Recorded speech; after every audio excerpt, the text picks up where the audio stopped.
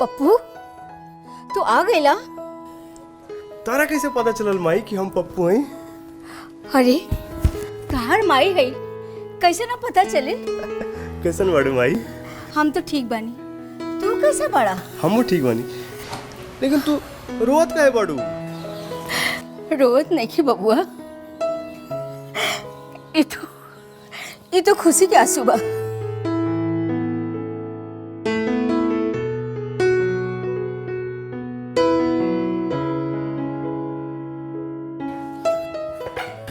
ई बताओ बबुआ, हाँ तू अकेले घर चल आइला? ओजा सब ठीक बानू? कुछ भी ठीक नहीं के माई, सब खराब हो गइल बा। का भइल? अरे भौजी बेवजह हमरा से झगड़ा करत रहली, पूरा बदल गइल बाड़ी।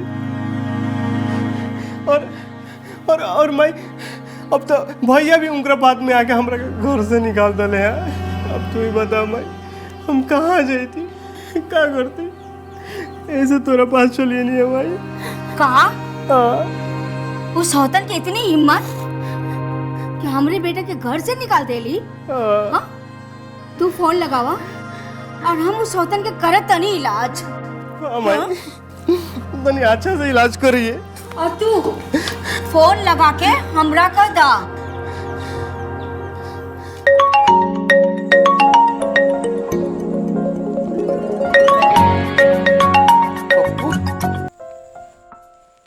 हाँ बापू।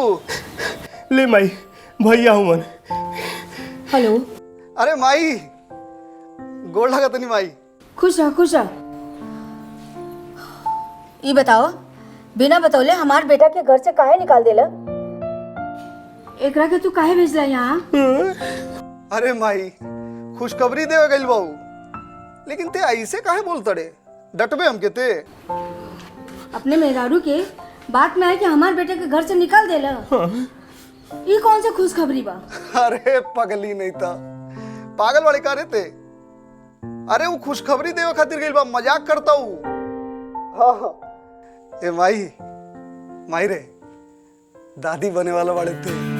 का?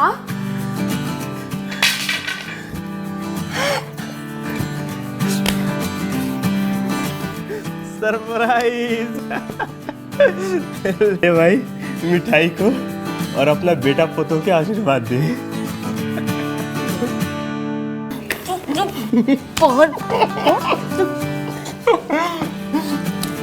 कैसा लगा सरप्राइज? दे हमरा के, ये बहुत बड़ी खुशी के बात बा। पूरे गांव भर में हम मिठाई बांटब। अरे हाँ दीदी, हम तो हर कूल ग्रह नशा देख ले बानी। अरे वो जो तहर बाजू वाला बिया ना, अरे वो बहुत चुड़ैल बिया हो।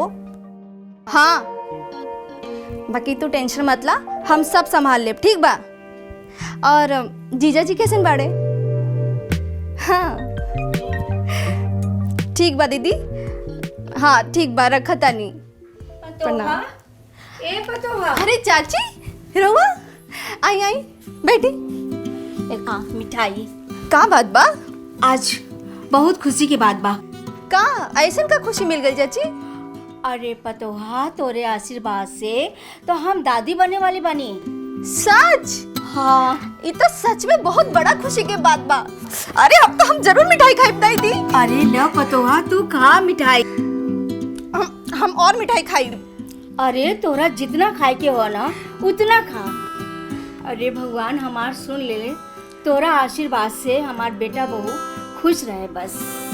हाँ चाची, हमार भी भगवान से इहे विनती बा कि तहार बेटा बहू खुश रहे और तू जल्दी से दादी बन जा, ठीक बा? बस अच्छा हम चलत नहीं, हमार बबुआ भूखल होई। ठीक बा चाची, ठीक बा, है ना? हाँ चल।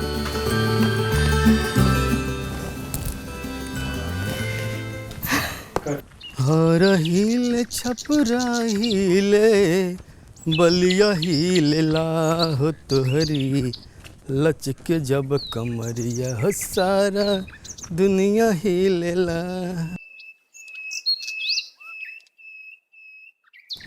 का है भौजी, बड़ा खुश नजर आवतरी हो, का बात बा? काहे हमरा खुशी में तोरा कोनो प्रॉब्लम बा? अरे ना भौजी, काहे कि तू खुश रहलू ना तो बड़ा खूब सुंदर लागेलू तू। शुरू हो गई तो हार छोरापन कि बुढ़ापे में ही हाल बा तो कैसे हो जवानी में। बात ही बा ना भौजी कि बचपन के कुछ खास बात तो याद नहीं किए, काहे कि उसमें हम बहुत छोटा रहनी। हाँ लेकिन भौजी मिठाई खा के हमका बड़ा शौक रहे। तो सीधा सीधा बोला ना कि हमरा मिठाई खाए के मन करा था। ल मिठाई खा, लच मत। आहा का भौजी, अरे इतना खूब सुंदर मिठाई बा हो, बड़ा मीठ बा ये भौजी। टट्टी से आके तो हाथ तो धोला ना, यही से मीठा लगा था।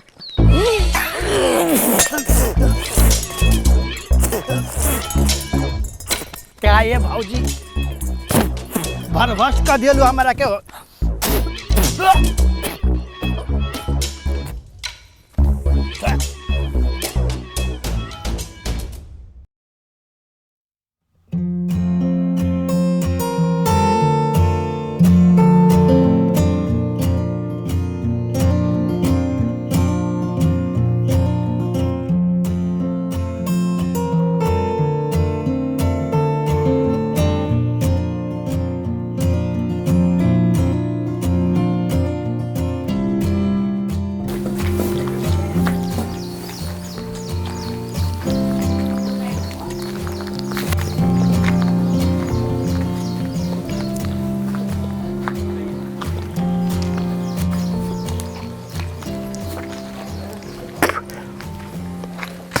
ओ मैडम, कहाँ रहलू है? इतना देर से फोन उठाओ तरू। पहले तू बतावा इतना देर से कहाँ रहला हो? अरे बाबा, अब माई के सामने तरह के तो फोन करी तो थोड़ा बहुत सोचा ना, माई रहल सिया ऐसे ना फोन करता नहीं। अच्छा वो सब छोड़ा, पहले ई बतावा कहीं आई बा? तो हमरा बिना तरह से रहल नहीं कर जात की ना। अभी ना आए, अभी तरह थोड़ा और इंतजार करे पड़ी। हाँ अच्छा ठीक बा, तू गांव में रहा तो हमू जाते ही अपना घरे। का? अरे बाबा रुको रुको रुको रुको, नाराज मत होगा। मजाक करता नहीं। अब तू बड़ो हो जा तो एजा हम कैसे रह सकेले। जल्दी आए। हाँ माई, माई बुलाती है, जाते हैं। ठीक बा, आओ तो नहीं माई। ठीक बा फिर बाद में फोन करेंगे हम, तरह का टाइम मिला तो। ओके ओके चलो, बाय बाय बाय।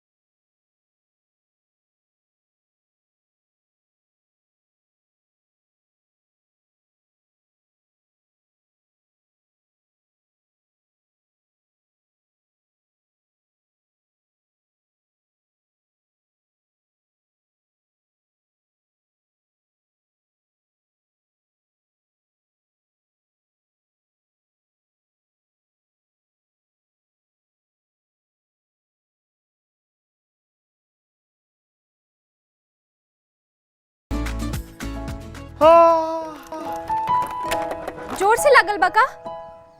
ना लागल तो धीरे ही सहा, लेकिन जोर से बुझाता। वैसे हम तारा के कहीं देखले बनी का?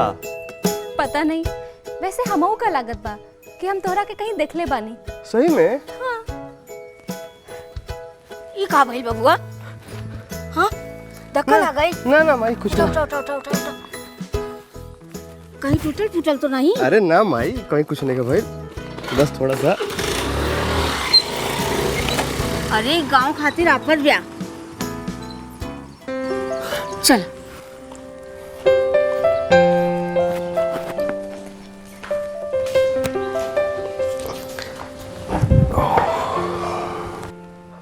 माई, कौन लेके रहल सी? सिमरन, अरे वो है मुखिया की बेटी। सिमरन? कौन सिमरन? भुला गईला? अरे जब तू छोट रहल ना तो तोरे साथ खेलत रहल, पढ़त रहे, स्कूल जात रहे साथ, अपने घर ना जाके तोरे साथ घर वापस आवत रहे। अरे वही लदनी। लदनी हाँ वो छोटकी हाँ इमरान